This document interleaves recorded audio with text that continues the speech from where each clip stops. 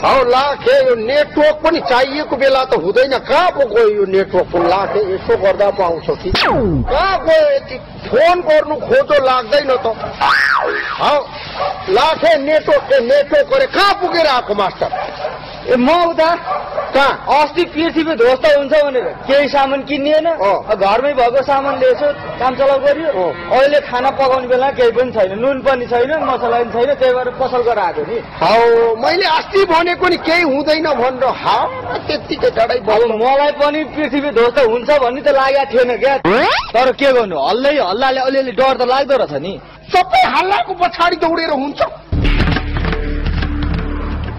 अर्को पनि आयो के भयो अब के हुनु नि पृथ्वी ध्वस्त नभए पनि कम्तीमा भुइँचालो भने जान्छ भन्ने हल्ला सुनियो अब हो न हो घरमा बस्दाखेरि थिचिन्छ भन्ने डर लाएर उता चौरा गएर सुत्ने भएको चौरामा पालो ओढेर सुत्ने भएको रातभरि त्यो सुत्दाखेरि चिसो लाएर पेट दुखेर मर्नलाई चाहिँ अब भनेको सुन्दैन अनि भुँडी त बटारिन्छ त बटारेको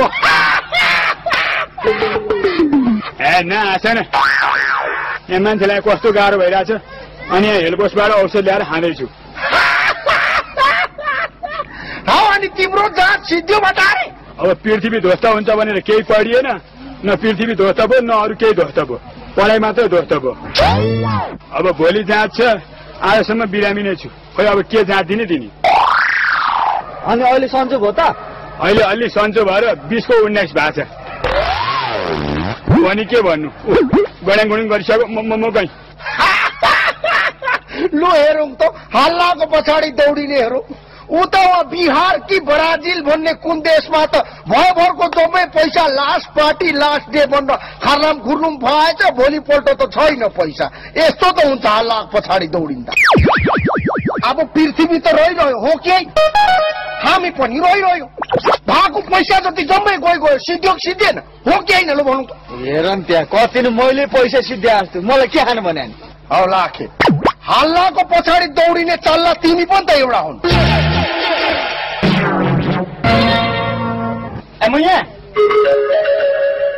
मुया होइन काना छेडी कोच्या हाइच्या कस्तो नसुन्या सुन्या छु अब सुन्नलाई हात खाली हुनु परेन सुन्नलाई हात खाली होइन हातले सुन्ने भएर हात खाली हुनु पर्यो भने कान त खाली नै हुन्छ नि अब बोलाएपछि हजुर भन्नु परिहाल्यो हजुर भनेपछि एउटा काम रहिहाल्छ अनि काम गर्न हात खाली हुनु पर्यो नि त हात त खाली नै छ त फेरि के काम गरिरहेको छ अब अहिलेसम्म काम कनाइरहेको थिएँ नि काम चिलाएर यहाँ काम कनाइरहेको थिएन के गर्नु पर्यो के जाउँ त्यो ब्याज पैसाले बोलाएर लिएर हात खाली थिएन कान कन्याइरहेको थिएँ अब के सुन्नुपर्छ त्यसै पृथ्वी ध्वस्त भयो होइन नि यो ध्वस्तको कुरा त्यसै आउँछ दाजु मलाई बोलाओ कसले बोलाएको थिएन दिदीले तिमीले बोलाएको छ भनेर पठाइन्छ यो उसलाई हराएको फेरि उसले तँलाई हराइछ छे जा त्यो ब्याज प्रसादलाई बोलाएर आइन्छ ब्याज प्रसादलाई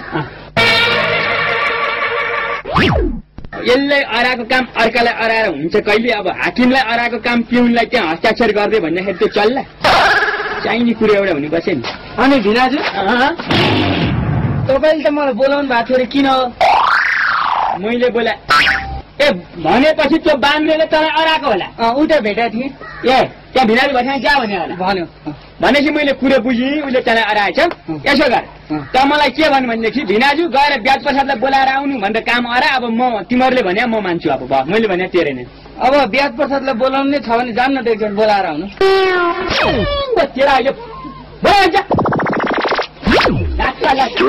सबैले हेर्दाखेरि पनि म रिसै उठेर आउँछ जुत्ताको तलुवा पातलो भयो क्या होला त्यसले हामी भाइ गयो त भिनाजु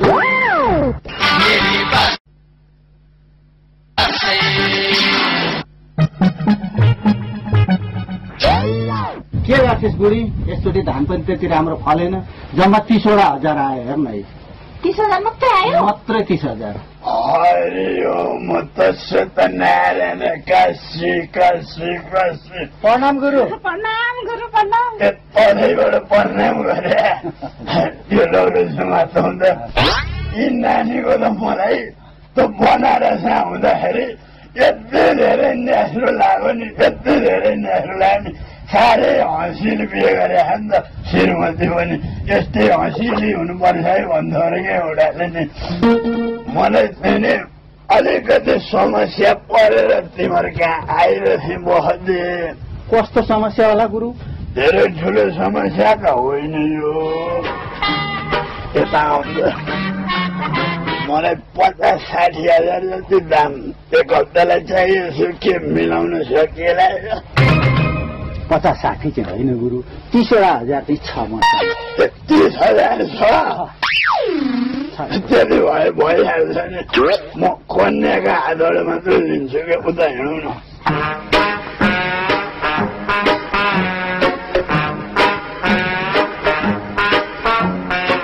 कस्तो हाँसेर दिन भने नि म त मसक्कै मस्किनै आँट्दैछु। धन्यवाद है बा, यो गुण म कहिले पनि बिर्सिन्न। अर्कै हप्ता मिलाउँछु, लौरो ल्याउँछ लाग्यो है नानी? अरे यो म त्यसै त। ए बुढा, तिमीले यी गुरुलाई पैसा त देऊ, तर मलाई चाहिँ ठिक लागेन है। तिमी त जाबो शङ्का गर्छ बिना पत्तामा। शङ्का गर्नु पर्दैन क्या, गुरु ठिक छन्।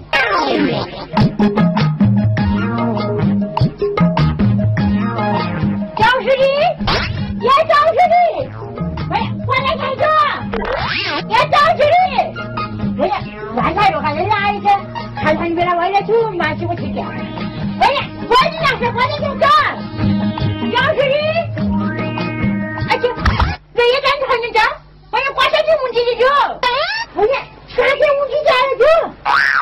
अच्छा मैं घर आके ये भनिएन।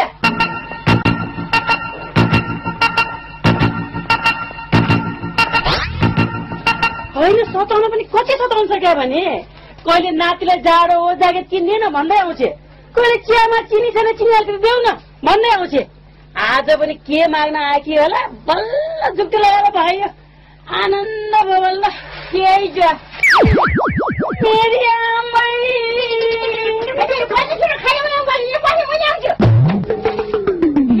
कतिसम्म गर्न सके के हेपी जमुलाई?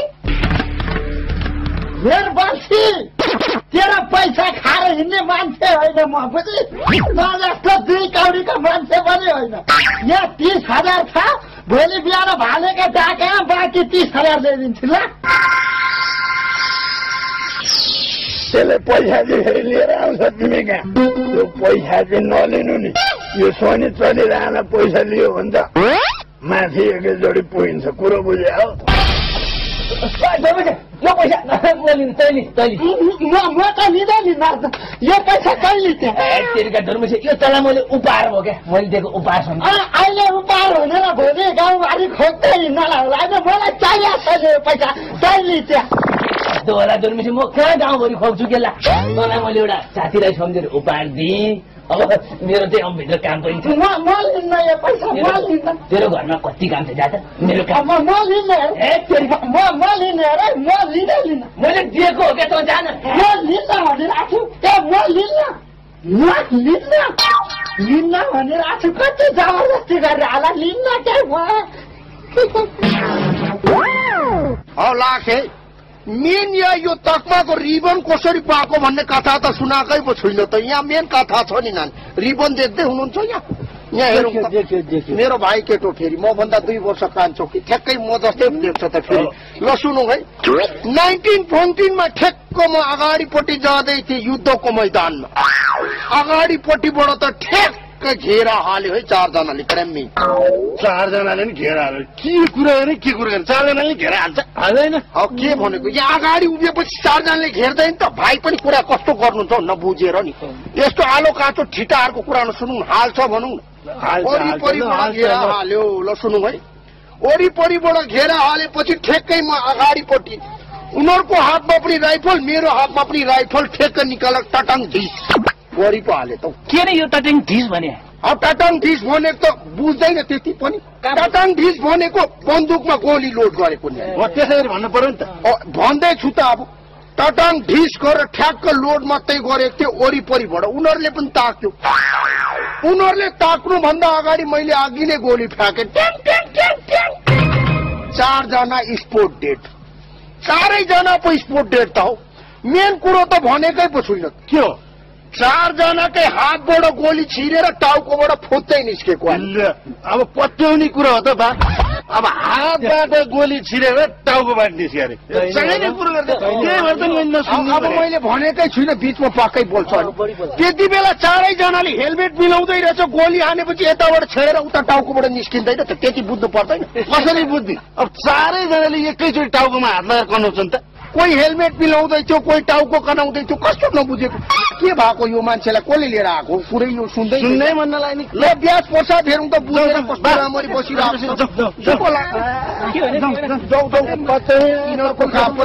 त्यहाँदेखि अर्को कुरो सुन्नु कथा सुन्ने नसुन्नेहरू यहाँ यत्रो मान्छे यहाँ काम छोडेर बसिरहेको छ त्यहाँबाट सुनौ है फेरि यो मफलरको कथा अर्कै छ फेरि यो भनेको मोहनी मफलर त्यसको बाजेको उहिले 1914 यो मफलर लाएर निस्किँदा त सोल्टिनीहरू काका हजुर मलाई माग्ने भिनाजुले भने एकचोटि झट्ट घर जानु रे ए मलाई बोलाएको माग्ने भिनाजुले ल ल ल लाखे के पो भन्छ फेरि बसौँ न एकछिन ए कहाँ हिँडेको एकजना त कथा सुन्ने मान्छे चाहिँदैन नि यहाँ बसौँ न यो कथा भनेको नानी उहिले गाउँमा 1914 मा म फर्स्ट छुट्टी आउँदाको मोहनी मफलरको कथा त भनेकै पो छुइनँ यो मोहनी मफलर लाएर फुट बजार हाट बजार निस्किँदा त नि सोल्टिनीहरू त पुक्लुक यसको रङले नि नानीहरू त कस्तो छ ठ्याक्कै आँखा टिप्दैन त यो त अनि यसको त कथै अर्कै छ नि नानी मुसाले खाएर छाता पनि चाल्नु जस्तो भएछ अब यो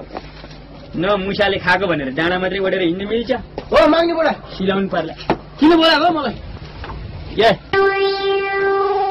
किन बोला अरे त्यत्रो बाजी जिते होइन मैले के को बाजी जिते नि के को बाजी जिते अरे अस्ति मैले पृथ्वी ध्वस्त हुँदैन भन्दाखेरि हुन्छ भनेर हजार बाजी राखेँ होइन अब मैले जितिन् त केही भएन पृथ्वी चाहियो नि त हजार हेर न त्यहाँ जो डर छेर उसैले पृथ्वी ध्वस्त हुँदैन भने अरे आफैले गाउँ पृथ्वी ध्वस्त हुन्छ भन्दै नि होइन बरु मैले चाहिँ केही हुँदैन भने मैले पृथ्वी केही हुँदैन ल हजार बाजी राख्ने भन्दाखेरि राख्ने भन्नु भने होइन त्यो त मैले जिस्केर पो भने त हो तिमीले बाजी जित्या भएदेखि त्यसै छोड्थ्यौ मलाई जिस्केर भनेर छोड्थ्यौ खुरिक्क ल्याऊ भन्थ्यौ खुरिक्क ल्याऊ मेरो ठुक्क बरु केही हुँदैन भन्नेपट्टि बाजी राख्नु पर्ने रहेछ हो त्यति सोधेको छु नि मैले कम्ता जुक्ति लाएर राखेको छु यो बाजी मलाई पनि यसो मनमा शङ्का थियो नि त कथम कदाचित पृथ्वी केही भएन भनेदेखि त भोलिपल्ट पनि बाँच्न पर्छ त्यही भएर पृथ्वी ध्वस्त हुँदैन भन्नेपट्टि बाजी राखेको